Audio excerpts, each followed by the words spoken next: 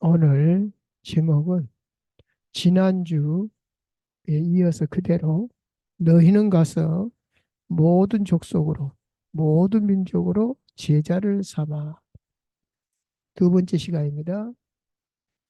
아, 서론에서 그 유일성에 대해서 얘기를 했습니다. 지난주에도 우리가 유일성의 내용, 방법을 했습니다만은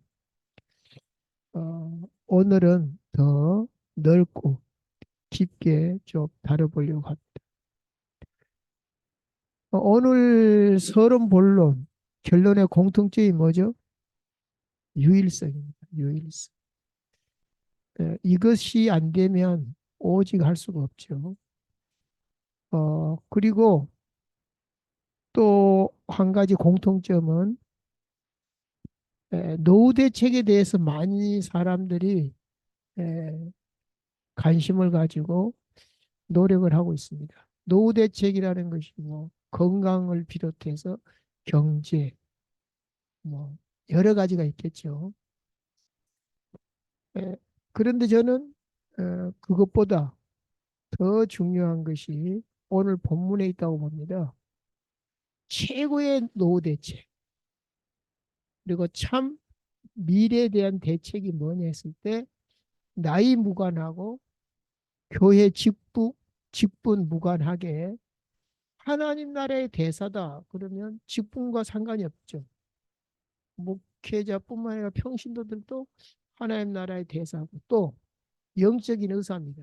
이거는 하늘나라 갈 때까지 이 땅에 있는 한 하나님의 나라의 대사고 또 영적 의사입니다. 그렇다면 우리가 이것보다 더 중요한 것이 없는데 문제는 뭐냐면 오늘 본문에 모든 족속으로 제자 삼아 이 제자를 못 삼으면 그냥 하나님 나라의 대사 그냥 이론적인 것뿐이죠. 영적 의사 치료를 못 시키는데요. 제자를 못 삼는데 어떻게 대사가 됩니까? 그리고 마태복음 6장 33절 너희는 먼저 그의 나라와 그의 의를 구하라. 그러면 이 모든 것을 너에게 더하시리라. 그의 나라와 그의 의를 오늘 본문처럼 구하지 못하면 모든 것에 대해서 걱정을 해야 됩니다. 그래서 오늘 제목과 우리의 미래 대책, 노후 대책의 절대적인 관계가 있습니다. 그래서 제가 그 팀 사역 때 목회자들에게도 말합니다. 은퇴 후에 경로당 갈 거냐? 은퇴 후에 뭐 할 거냐? 나이와 상관없이 제자 삼을 수 있다면 은퇴를 해도 계속 그 일을 할 수가 있는 거예요. 그래서 노후 대책이라고 말한 것입니다. 그래서 지난주 우리가 강단에서 유일성의 정체성을 했고요. 그러면 그 유일성의 내용이 뭐냐? 방법이 뭐냐? 했는데 오늘은 더 넓고 깊이 해보겠습니다. 깊이라는 것은 뭐죠? 개인의 정체성. 나는 정체성이 있어요. 제자를 삼으려면 상대방에도 그 정체성이 전달이 돼야 됩니다. 그 정체성이 뭐죠? 지난주에 말했던 유일성의 정체성인데 그러면 그렇게 그냥 두루뭉실하게 유일성의 존재다. 유일성의 복을 받았다. 그게 뭐냐 이거죠. 그래서 그걸 구체적으로 말해봐라. 유일한 축복이 뭐죠? 창세기 1장 27절 하나님의 형상이다. 유일한 축복이 뭐냐? 정복하고 다스리는 거다. 여기서 내가 누군지 왜 사는가가 딱 나와버리잖아요. 아, 나는 짐승하고 다르구나. 28절은 뭐죠? 아, 내가 재앙 가운데 있는 게 아니라 죄와 저주, 사망, 지옥, 사탄의 권세를 정복하고 다스리는 자구나. 나만 그렇게 하는 게 아니라 다른 사람들한테 전달되는 걸 보고 전도라 그러고 제자 삼는 사역이라고 말합니다. 물론 이제 또 여기에 따른 어, 로드맵이 있어야 되겠죠. 그거는 제가 이제 또 현장 훈련에서 팀사에서 합니다만은 일단은 유일성의 축복을 내가 소유해야 증인으로서 제자를 삼을 수 있는 거죠. 이 땅의 문제가 뭐냐? 유일한 문제다. 문제가 10가지, 100가지, 1000가지, 10,000가지가 있어도 하나님 떠나서 온 문제다. 이렇게 말할 수 있습니다. 하나님 떠나서 생긴 문제를 영적 문제라 그래요. 그것이 창세기 3장에 잘 나타나 있기 때문에 창세기 3장이라고 합니다. 물론 6장, 11장에도 계속적으로 유일한 문제가 터지고 있는데 재방송입니다. 다른 각도에서. 한마디로 말해라 하나님 떠나서 생긴 문제다. 유일한 해답이 뭐냐? 어린아이가 집 나가서 뭐 먹는 거, 입는 거, 자는 거, 학비까지 다 고생하는데 집에 돌아오면 끝난다. 유일한 해답입니다. 창세기 3장 15절 그리스도의 언약입니다. 그래서 내가 길이요 진리요 생명이니 나로 말미암지 않고는 아버지께로 올 자가 없느니라고 유일한 해답이 창세기 3장 15절에 예언되었고 21절에 십자가 발꿈치를 상하게 할 것이다. 그것이 바로 계시된 그대로 길이요 진리요 생명으로 오신 것이죠. 그럼 나의 정체성이 뭐냐? 이 세 가지를 갖추었다면 유일한 사람이 되는 것입니다. 바울이 비록 제수로 로마로 끌려갔는데 이제 바울의 말을 듣지 않았어요. 선장과 선주의 말을 더 들었죠. 여론을 더 들었죠. 결국은 바울 말 듣지 않고 유라굴라라는 큰 광풍을 만나게 되고 이제 뭐 다 버리게 되었어요. 귀한 물건들. 왜? 배를 가볍게 하려. 그래도 안 돼요. 근데 바울이 이제 기도하는 중에 환상 가운데 주님이 나타나셔서 어, 너가 가이사 앞에 서야 될 것이다. 그러면 죽을 수가 없는 거죠. 그래서 그걸로 끝나지 않고 어느 섬에 도착을 했는데 그 섬에 이제 추장이 아, 장문가요? 하여간 죽을 병에 걸렸는데 낫게 했고 그래서 그분들의 환대를 받고 떠나죠. 그 전에 무슨 일이 있었어요? 날씨가 추우니까 불을 떼는데 그 덤불에서 뱀이 나왔고 바울의 손을 물었기 때문에 저 사람은 진짜 죄인이구나. 물에서 배에서 이렇게 건짐을 받았지만 결국 죄인이기 때문에 죽는구나. 근데 안 죽어버렸거든. 그 뱀을 불에다가 던졌거든요. 떨어뜨려서. 어, 그래서 바울은 재수로 간 것 같지만 사실은 하나님이 가이사 앞에 서게 하는 방식이었습니다. 이런 것까지 우리가 유일성의 축복을 가지고 현장에 있으면 유일한 응답을 받는다. 아까 말한 바울이 받은 응답, 가이사 앞에 서고 또 요셉같이 이만큼 하나님의 신에 감동된 사람이 없다. 바로 왕이 말했습니다. 그러면서 바로가 네가 자리를 대신해라. 내가 너보다 높은 것은 네 보좌만 있고 나머지는 네가 다 해라 할 정도로 응답을 받았죠. 그래서 이제 19세기에 훌쩍 뛰어넘어서 찰스 핀이라는 사람이 있는데 이 사람은 유일성을 잘 누린 증거가 있습니다. 이 사람은 자기 스승을 뭘로 삼았다고요? 사람을 안 삼았어요. 자기 교본을 어떤 다른 세상 책으로 삼지 않고 성경을 나의 교본으로, 성령을 나의 스승으로, 기도를 나의 힘으로 이렇게 딱그 이분의 사역이 정리가 돼 있어요. 그래서 야, 정리가 잘 돼 있다. 진짜 유일성을 누린 사람이다라고 저는 생각을 했습니다. 이제 본론에 와서 그 이제 유일성에 대한 내용을 에, 지난주에 약간 언급을 했지만 오늘은 좀 더 폭넓게 해보겠습니다. 유일성의 내용, 우리는 지금 이제 모든 족속으로 제자 삼아거든요. 제자를 삼으려면 제자 삼을 내용이 있어야 된다는 거죠. 제자 삼아 이걸로 끝나버리면 안 돼. 그 맨날 제자 보내주옵소서 해도 제자를 못 삼아요. 보내줘도. 그래서 사역자가 제자 삼는 내용이 정리되어 있어야 돼요. 그걸 먼저 자기가 누리고 있어야 되고, 이제 이 사람 제자 같다 그러면 전달해야 돼요. 아닌 사람 해봐야 길가밭은 안 되죠. 하다 보면 일시적으로 받아요. 그걸 보면 뭐라 그래요? 돌짝밭이라 그래요. 또 어려움이 오면 그만둬요. 그걸 보고 가시밭이라 그래요. 근데 옥토밭은 30배, 60배, 100배의 열매를 맺는다 그랬기 때문에 이 대화해보고 가능성 있으면 해보는데, 하다가 그만두게 된 사람, 이 사람 옥토밭이 아닌갑다 그러면 끝나요. 그러나 내용을 가지고 있어야 된다 이거죠. 이 사람 제자 같다. 그러면 제자 같다로 끝나면 안 되죠. 엄청난 보화밭을 줬으면 내가 그것을 찾아 먹어야죠. 그래서 첫 번째부터 다섯 번째까지 오늘 내용이 기록되어 있는데요. 2번과 3번은 지난주에 했습니다. 자, 1번을 보겠습니다. 먼저 하나님이 쓰시는 일꾼이 전달이 돼요. 또 내가 그것을 믿고 누려야 돼요. 그것이 뭐죠? 마태복음 16장 16절.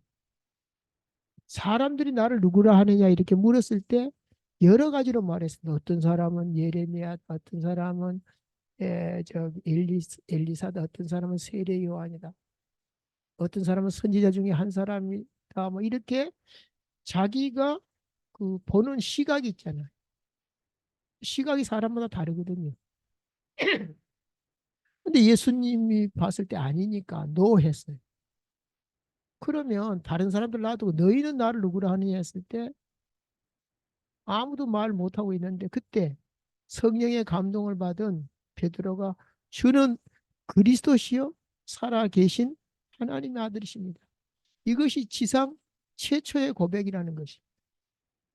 그래서 하나님께서 베드로를 수제자로 키우는 가운데 베드로가 그런 고백을 했어요. 이 그리스도라는 말은 뭐냐? 구약의 선지자 제사장 왕이 있었지만은 하나님이 아니기 때문에 예, 다 실패하고 죽었죠. 심지어 다윗은 하나님과 마음이 합한 자라고 할 만큼 훌륭했어요. 그래서 유대인들이 알아주는 것은 아브라함, 그 다음에 다윗을 알아줍니다. 그러니까 마태복음 1장에 나오잖아요.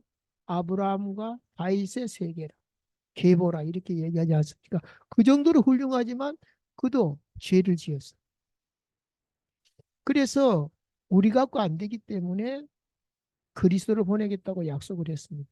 메시아죠. 근데 이 글자가 문자적으로 기름 부음을 받은 자란 뜻이에요. 구약의 선지자 제사장 왕을 세울 때마다 기름을 부었어요. 기름 부었다는 말이 뭐죠? 구별했다는 얘기죠. 그래서 성막의 모든 기구들을 기름을 부었어요. 똑같은 기타지만, 똑같은 피아노지만 술집에서 치는 게 있고 교회에서 치는 게 다르죠. 다르다는 거예요. 그래서 기름을 부었어요. 그리고 우리 성도들도 기름을 부었어요. 언제 부었어요? 성령이. 그때는 성령이 각 사람에게 임할 때가 아니기 때문에 그렇게 초등학문으로 그렇게 구분을 했어요.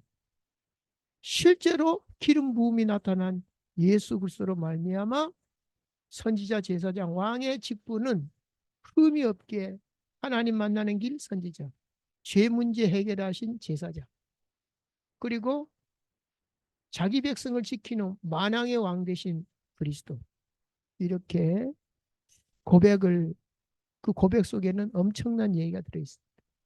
그래서 불신자에게는 하나님 만나는 길이 그리스도입니다. 하나님 만나는 길.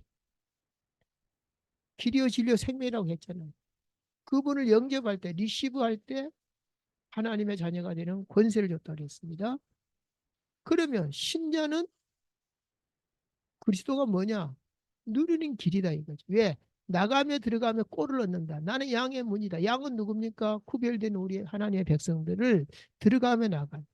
계시록 3장 1절에는 그는 나로 더불어 먹고 나는 그로 더불어 먹으리라. 그러니까 함께 한 집에 살겠다 이거예요. 근데 과연 그렇게 누리고 있는가는 이제 각자 영적 상태에 따라 다르겠죠. 그래서 우리는 항상 말씀에 어떻게 나와 있는가? 나는 그 말씀대로 되고 있는가를 하다 보면 회개도 되고 감사도 되고 뭐 될 수밖에 없잖아요. 뭘 회개하라고 할 필요가 없어요. 회개가 돼요, 그냥. 감사하라고 하면 그냥 감사가 돼요. 왜? 그런 복을 받았기 때문에. 그 이제 모르거나 안 믿어지면 이제 뭐 그런 게 없겠죠. 그래서 지난주에 2번, 3번은 지난주에 이미 했다고 했는데 다시 한번 정리하면 아, 그 현실 문제와 미래 문제로 크게 나눕니다. 이 땅의 문제가. 아직 문제가 안 왔지만 난 노후에 잘못되면 어떡하지? 그래 염려를 하잖아. 그래서 현실 문제, 미래 문제인데 현실 문제로는 세상이 망하는 이유를 알고 그 순서를 알면 된다 이거죠. 최초의 문제는 영적 문제, 하나님 떠난 문제입니다. 하나님 떠나면 영적 문제는 저절로 와요. 그 불안하니까 뭔가를 섬겨요. 그래서 우리는 학교 다닐 때, 중학교 때 사회 시간인가? 왜 종교가 생겨났냐? 그때 우리는 어떻게 배웠냐면은 두려우니까 종교를 가졌다라고 말합니다. 일면 맞아요. 두렵죠. 근데 짐승에게는 종교가 없어요. 인간에게만 종교가 있어요. 왜? 하나님을 찾는 본능이 있기 때문에.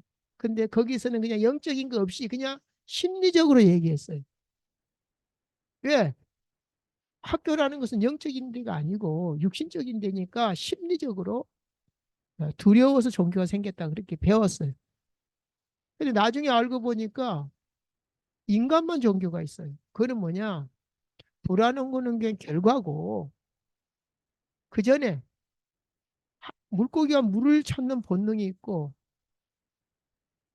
그 나무는 땅을 뿌리를 내리는 본능이 있듯이 우리에게는 하나님을 찾는 본능이 있는데 안 보이니까 답답하니까 아무거나 생기를 보고 우상이라 그래요. 그것이 뭐 나무 토막이 됐든 돌로 깎았든 뭐 종이로 만들었든 그걸 보고 우상이라 그럽니다. 또 더 깊이 가보면 넓이 확장을 하면 보이지 않는 우상도 있어요. 눈에 보이는 우상도 있지만. 그래서 어쨌든 하나님보다 의지하는 걸 보고 우상이라 그러는데 근데 이제 그거는 그렇다 치더라도 여기서 말하는 우상 문제는 뭐 바벨탑으로 시작해서 뭐 너무 많죠. 그 나라가 우상을 가지고 이제 하나로 복종시키게 만들었고 일본도 신사참배를 강요했죠. 망하는 길인 줄 모르고. 그러다 보니까 어떻게 해요? 하나님이 역사하는 게 아니라 귀신이 역사하니까 정신 문제가 올 수밖에 없어요. 그것이 누적되니까 몸에도 이상이 와요. 그냥 배 아프다. 그거는 예수 믿어도 배 아플 수 있죠. 또 내가 넘어지고 다칠 수 있죠. 그게 아니라 불치병이 이제 그건 병원 가도 안 되는 그런 육신의 문제. 뭐 내세 문제는 말할 것도 없죠. 하나님 없다 했으니까 하나님 없는 곳으로 가면 지옥인 거죠. 하나님 있는 곳으로 가니까 천국인 거죠. 물론 또 이제 현세도 하나님 나라가 여기 있다 저기 있다가 아니라 네 마음속에 있다를 실제로 하나님의 통치를 받는 사람은 꼭 죽어서 가는 것이 아니라 지금 하나님의 나라. 어쨌든 죽어봐야 안다는 사람은 그 죽어보면 알겠죠. 내세문. 또 그걸로 끝나지가 않죠. 우리가 자녀들에게 유산을 주잖아요. 뭐 집을 주든 땅을 주든 뭐 주식을 주든 주는 거 있잖아요. 그 육신적인 겁니다. 근데 영적인 유산을 준다는 거죠. 그래서 무당 자녀들은 심각한 문제들이 많이. 음. 그 다음에 이제 두 번째가 미래 문제의 진단은 어떻게 할 수 있냐. 아직 안 왔어요. 그러나 우리가 자녀가 태어나면 유치원도 보내고 초등학교도 보내고 중학교 다 계획이 있잖아요. 소망이 있잖아요. 그런데 원치 않는 일이 벌어져. 학교 가서 사고 쳐. 심지어 대학 가서도 사고 친 사람이 있어. 어떤 사람이냐? 강남에 돈이 많아가지고 기사가 모시고 다녀. 학교도 모시고 다니고 학원도 모시고 다니고. 얘는 그냥 기계야. 그냥 학원으로 몇 개 학원 돌아다니고. 근데 대학 가니까 그 시스템이 갑자기 없거든. 이미 길들여졌어. 적응이 안 돼.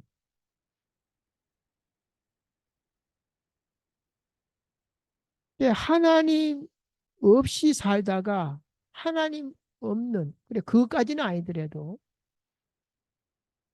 중고등학교 때는 하나님 없는 문화, 뭐 초등학교까지도 가겠습니다만은 심지어 태아 때부터 영적 문제를 안고 태어나는 아이도 있죠. 태어나자마자 뭐 저주 가운데 있잖아요. 성경에도 낳자마자 안진뱅이도 있고. 그런 것들을 모른다는 거죠. 이제 그거는 심하게 빨리 온 건데 대체적으로 이제 아직 영적 문제가 안 드러났죠. 뭐 불 지른다거나 이런 거, 뭐 정신 돈다 이런 게 안 왔죠. 그때 복음이 들어가야 되는데 이걸 지나치면 이제 사춘기 때 세상 문화, 여기서 흑암 문화 속에서 이제 고통당하죠. 뭐 게임방을 학교도 안 가고 뭐 이런 극단적인 일들도 있고 또 공부해야 되나 고민도 있고 갈등도 있고. 왜냐? 하나님 없기 때문에 눈에 보이는 것에 의해서 판단하고 생각하고 결정하다 보니까 또 지가 인생을 많이 살아본 것도 아니고 그렇다고 부모가 상담도 못 해주고 학교 선생님도 한계가 있고 그래서 하나님 없는 문화 거기다가 이제 또 대학 들어가서 하나님 없는 지식이 들어갑니다.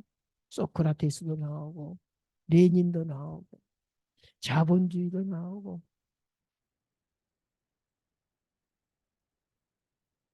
그러니까 자꾸만 치유되는 게 아니라 깊어지는 거죠. 또 세상에 나가보면 배운 대로 안 되잖아요. 그러면 이미 세상에 나가면 이미 뭐가 있어요? 영적 문제가 터진 사람들하고 살아야 돼. 뭐 소위 말하는 갑질. 옛날에는 그래도 양심이라는 게 좀 남아 있었거든요. 지금은 개인주의 발달로 이제 이런 것도 없어요. 나만 좋으면 돼. 그러니 이제 질병 가득한 세상에 갔을 때 견디지를 못하는 거죠. 그래서 뭐 노숙도 하게 되는데 이런 것들이 빨리 오냐 늦게 오냐 그 차이입니다. 그래서 연령별 문제와 순서 그랬습니다. 연령별로 이렇게 진단할 수 있어야죠. 그러니까 영적 의사가 되는 거죠. 불신자 상태가 순서가 있듯이 세상이 망하는 순서가 있듯이 연령별도 비슷하죠. 다만 빨리 오냐 늦게 오냐 개인차가 있다라는 거. 그래야만이 불신자 여섯 가지 상태와 연령별 문제와 순서를 브릿지가 되는 사람은 정확히 진단하고 답을 줄 수가 있는 거죠. 매칭이 안 되면 그냥 따로따로 이론이라 이론. 그럼 영적 의사가 못 되죠. 그냥 주장으로 끝나버립니다. 자, 3번은 또 지난주에 했죠. 신자가 받는 7가지 축복. 하나님을 만난 자의 축복이 뭐냐? 일단 성령을 받았죠. 이 성령은 세상에 줄 수도 받을 수도 알 수도 없는 거죠. 이 자체가 엄청난 거죠. 우리가 세상의 영을 받지 아니하고 하나님께로 온 영을 받았다 그랬잖아요. 그러니까 세상 귀신이 주는 영이 있다 이거죠. 그래서 기도하는 이유는 그분의 인도를 받으려고.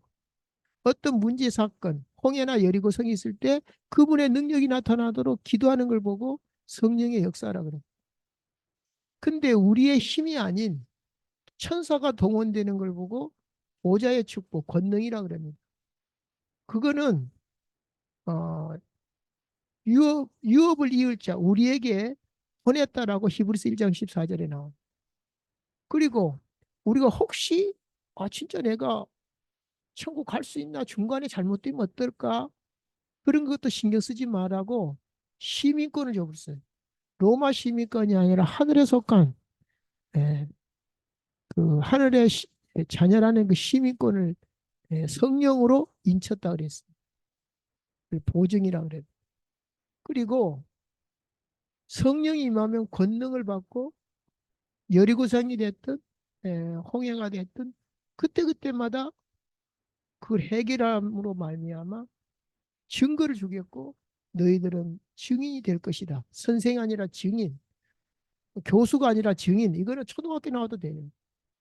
하나님이 함께하는 증거이기 때문에. 자, 이런 것을 가지고 우리는 제자를 삼는 것이죠. 이런 거 모르고 그냥 교회 다니다 그만둔 사람도 얼마나 많아요. 왜? 가치를 모르니까. 어린아이에게 유치원생한테 파란 거 주면 받아요. 근데 숲혀 주면 안 받아. 왜? 써본 경험이 없어.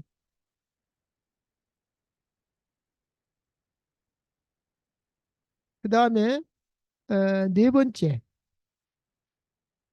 세상 살리는 방법, 세계 살리는 방법이 성경적인 전도 방법인데 그것이 사도행전에 잘 나와 있습니다. 그래서 뭐 이론적으로 모든 족속으로 제자 삼아 땡 하는 게 아니라 제가 이제 현장에서의 팀 사역을 에, 소개하게 됩니다. 나는 바울 팀들이 어떻게 했는지 잘 나와 있습니다. 이상한 제자 삼는 게 아니라 지금 제자 삼는 사역들이 뭐 있습니다. 나름대로 맞든 틀리든 성경적이든 비성경적이든 해요.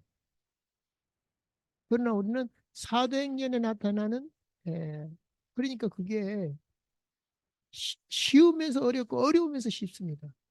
왜 그러냐? 쉽다라는 것은 내가 하는 게 아니라 하나님이 하시는 게 너무 쉬워요. 어렵다는 것은 뭐냐? 성령 인도를 못 받고 자기 나름대로 하려니까 어렵죠. 막 설득시키려고 하죠. 막 길가 바신데, 벌짝 바신데 막 설득시키려고. 그래서 아까 뭐 미래 문제에 대한 그 연령별 그런 것이 있듯이 사람도 예, 그 신앙의 넓이와 깊이가 있어요. 시간대 따라 해야 돼요. 초등학생이면 초등수학을 해야 돼요. 중학생이면 중등수학을 해요. 고등학생이 이렇게 다르듯이 그걸 이제 가능성을 보고 지금 상태가 초등학생이구나 중학생이 보면서 하면 됩니다. 그 이상을 하는 것은 주권을 어, 내가 오버하는 거죠. 자, 그 다음에 이제 제일 중요한 거 기도의 비밀. 이 사람이 기도의 비밀을 누려야 돼요. 기도의 비밀을 못 누리면 힘들어요. 아무리 안다 그래도 영적으로 버티지를 못해. 은혜가 안 되니까. 성질나면 그러지 않아요. 나도 알아 그러잖아. 근데 자기 상태가 안 된다는 거.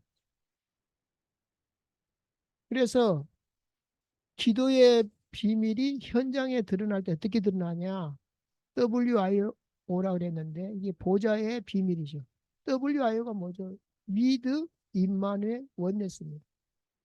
위드는 하나님이 나와 함께하는. 임마누엘은 하나님이 우리와 함께하는. 원네스는 모든 현장에서 하나님이 나와 함께하는. 이것을 내가 기도의 비밀로 체험하고 누려야 되는 것이죠.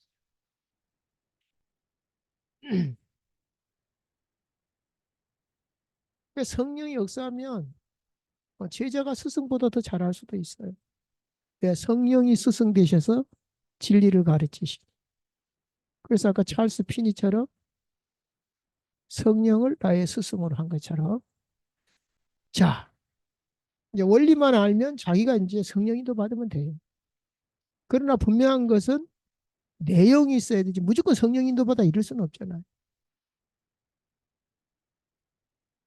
그 다음에 에, 성경적인 방법, 유일성의 방법이 뭐냐?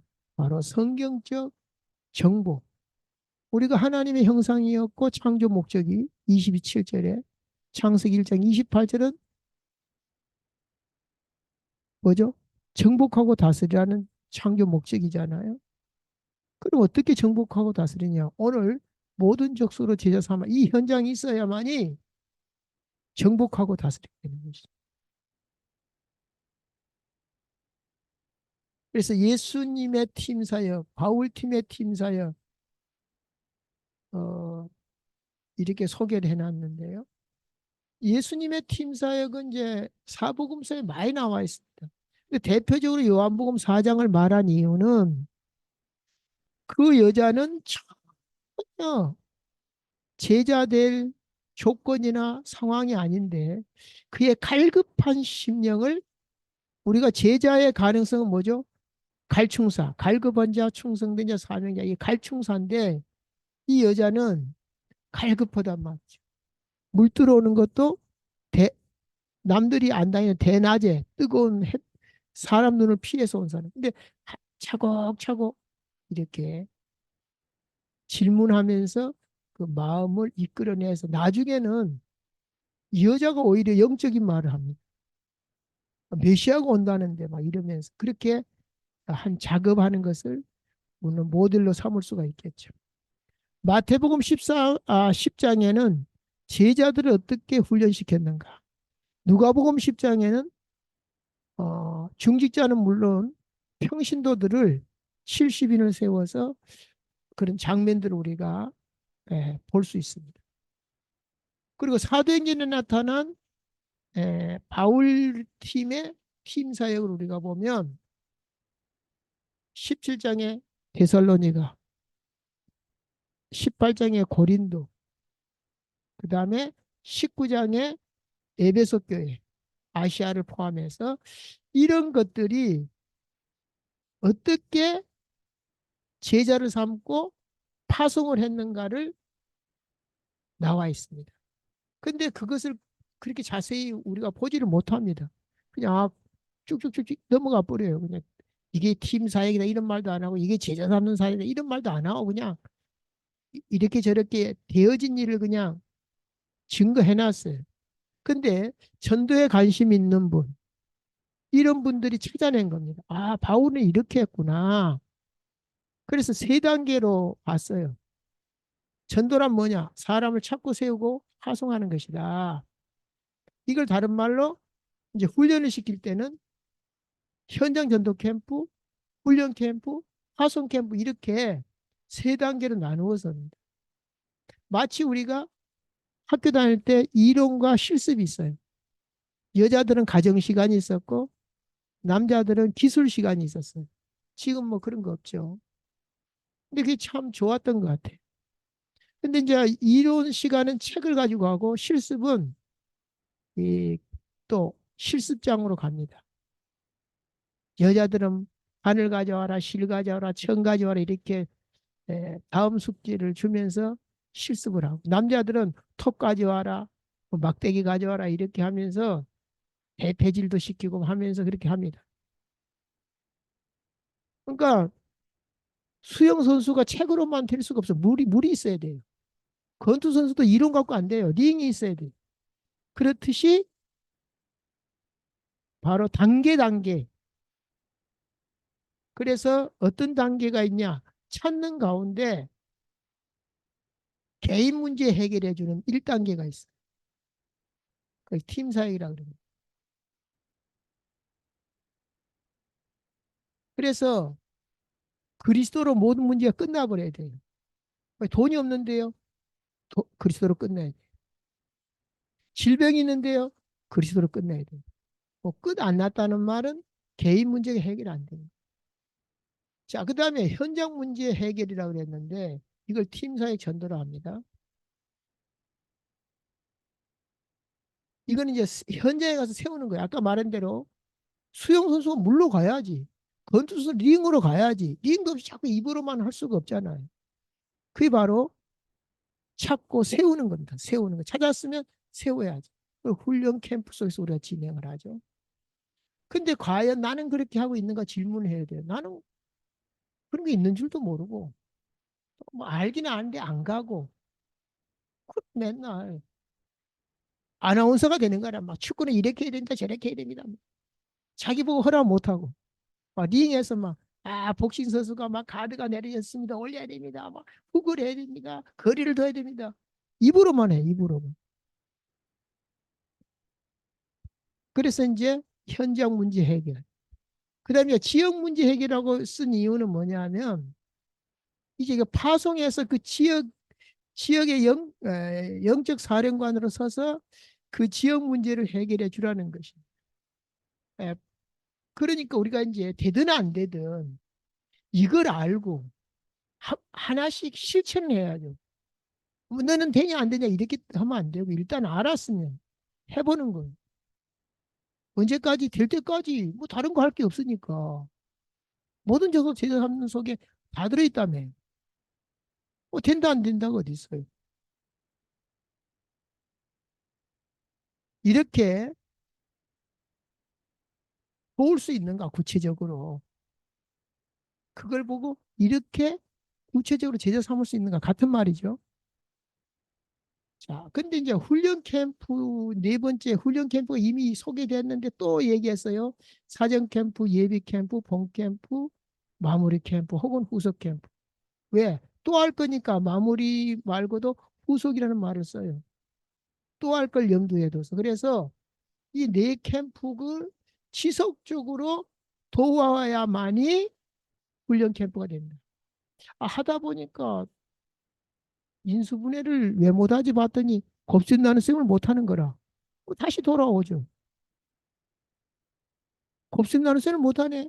왜 못하지? 덧셈 뺄셈 못하는 다시 돌아와. 그래서 이 사이클로 돌아가면서 훈련 예, 현장을 가지고 훈련을 시키는 겁니다. 그 다음에 마지막 5번 정복 방법 그랬습니다.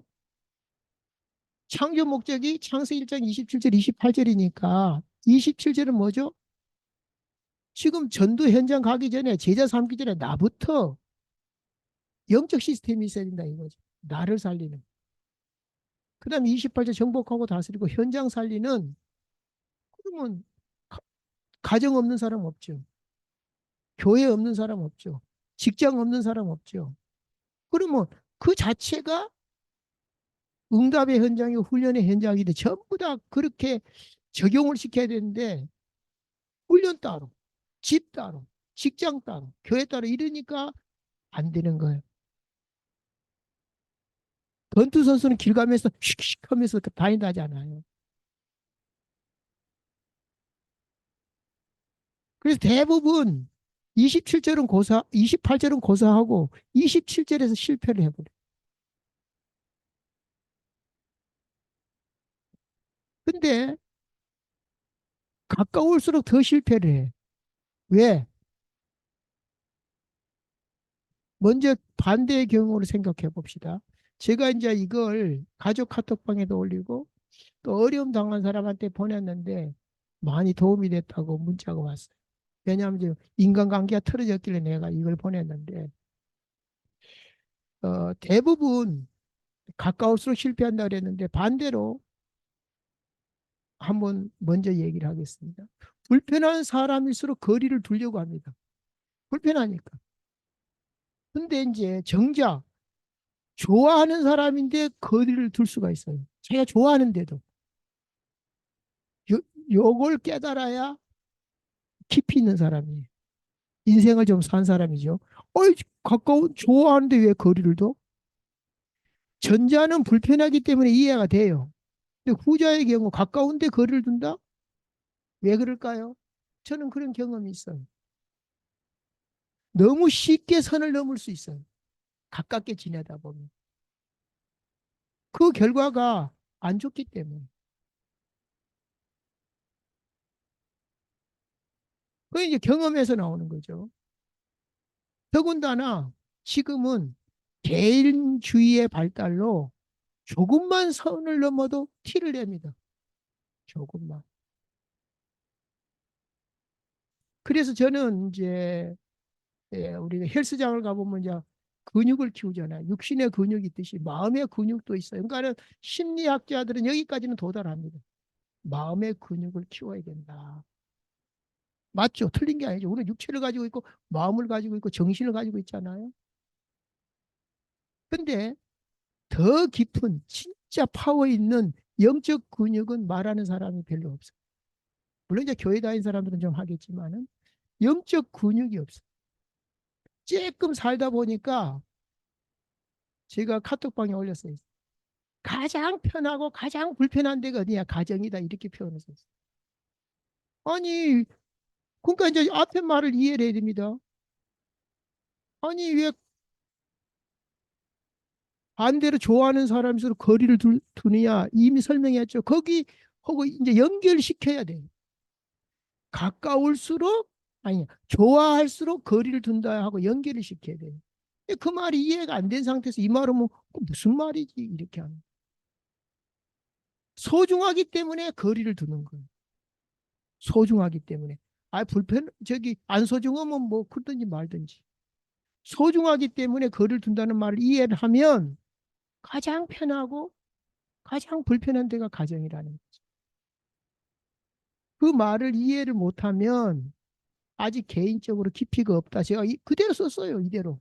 카톡방에다가. 좀 생각해 보겠죠. 이게 단순한 얘기가 아니에요. 굉장히 생각해 볼 말이거든.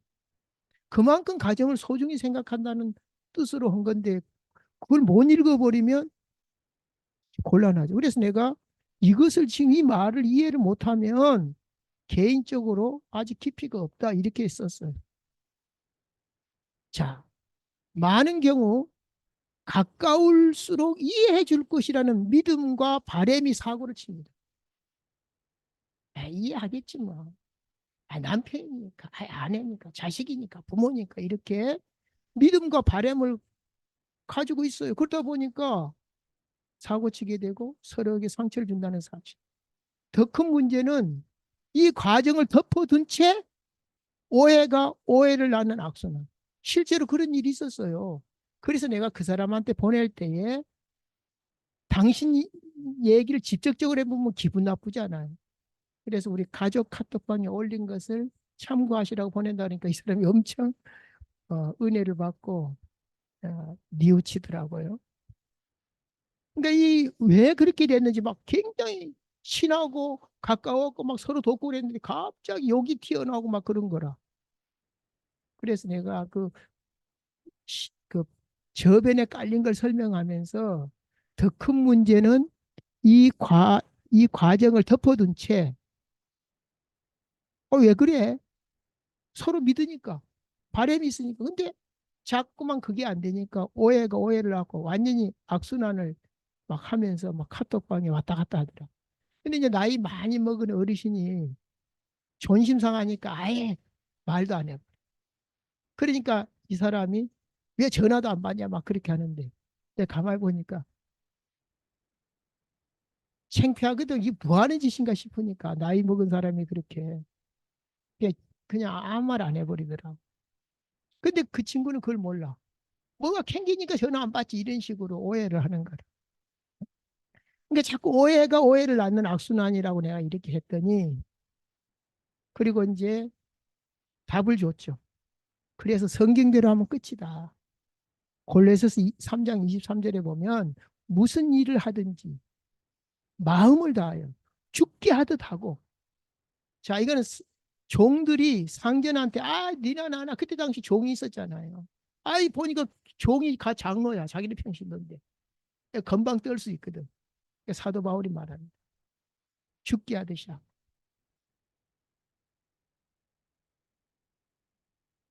사람에게 하듯 하지 말라. 옆줄 긋고 뭐라고 말했냐. 기도하는 신자는 좀 쉽겠지만 불신자는 그림의 떡일 수 있다. 그래서 제가 말로 설명을 했어요. 갈라디아서 5장 13절에 너희가 자유를 위하여 부르심을 받았으나 그러나 그 자유를 가지고 서로 종로를 하다 이렇게 나와. 갑질을 자기가 이치에 있는데 왜 종로를 합니까? 도대체 이해가 안 가는 거예요. 자기가 어쩔 수 없이 할 수는 있지만 내가 갑인데. 그래서 신자가 아니면 어렵다. 우리 모두는 천국 자녀로 천국의 가정이다. 이렇게 말했어. 같이 예수 믿는 사람들끼리. 안 믿는 사람은 놔두고. 그거는 그림의 떡이고. 그래서 영적 근육을 키워야 되는 것이 안다고 되는 것이 아니라 쭉 하면서 기도하고 주여 내가 그 사람한테 그럴 필요 없지만 그래도 죽게 하듯이 하기를 원합니다. 그거 이제 영적 근육이죠. 정로로 할 수 있는 힘을 주시옵소서. 좋으신 하나님 감사합니다. 오늘 또 우리가 지식적으로 제자 삼는 게 아니라 이런 에, 영안을 가지고 육신적인 거, 심리적인 거, 영적인 모든 배경이 있는 줄 믿습니다. 태어날 때 가정 환경, 또 학교 다닐 때 주변 친구들, 이런 여러 가지 속에서 나름 잘한다고 했지만은 상처가 있고 어려움이 있는 이 시대에 우리가 불신자가 망하는 이유와 순서, 또 연령별 문제와 순서를 가지고 또 나의 육신의 근육뿐만 아니라 마음의 근육, 더 나아가서 영적 근육을 살피고 키워서 귀한 사회가 잘 감당할 수 있도록 은혜를 베풀어 주시옵시고 역사해 주옵소서. 우리를 위해서 모든 것을 내어주신 그리스도 예수 이름으로 축복하고 기도하옵나이다. 아멘.